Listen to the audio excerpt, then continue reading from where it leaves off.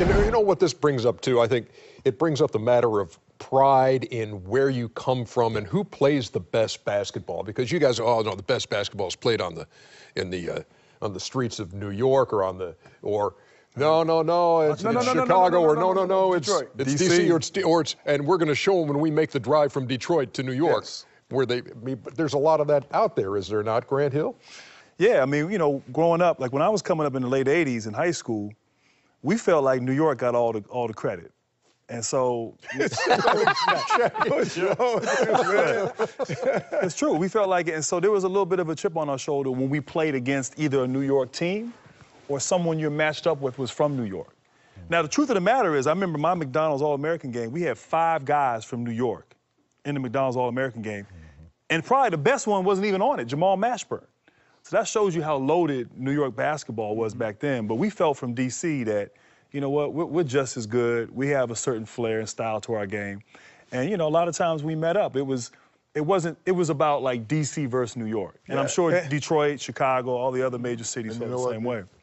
I think the one major advantage that the New York players had is the media was always behind them. Yeah. Because when I came back from Germany and I was making a name for myself in high school, it was about 15 New York players. Right. And like they weren't even averaging half of what I was averaging. I was like, who are these guys? And everywhere I went, the New York guys, 39, 22, and 7. and I shot 62.9% from the three-point line.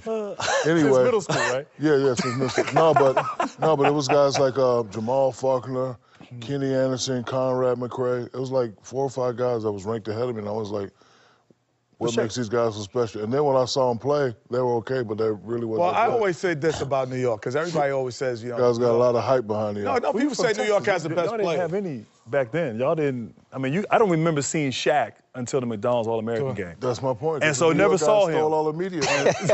He's hiding out in Germany. Yeah, I'm like, man. I always felt New York had guys who shouldn't have make it to Division I basketball. Why is it? Because of the culture. Because it's a way of... Because of the media every third block, there's a basketball court. So, like, I never got a call to go, hey, you want to go play baseball? Hey, you want to go throw a football? Every time you got that call, it's like, yo, we going to hoop. So everybody has an idea how to set a pick, how to roll to the basket. So it makes them look like they're better players than they are, just because they have a better understanding at an early age. But then they don't have the physical skills that can keep going. But I always say, and Mark Jackson to me is the quintessential New Yorker. If you describe Mark Jackson to somebody and you didn't know him, say, well, here's a guy can't jump.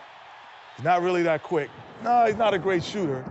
No, he doesn't defend well, but he played 20 years in the NBA. Like, he is what New York basketball represents in that sense. He doesn't have all of those skills. Mark was an incredible smart player. But you just know how to play. Yeah, That's exactly. it. That's it. You just know how to play, and you can know how to stay on the floor. You know angles and things of that nature. But the best players in the world come from everywhere.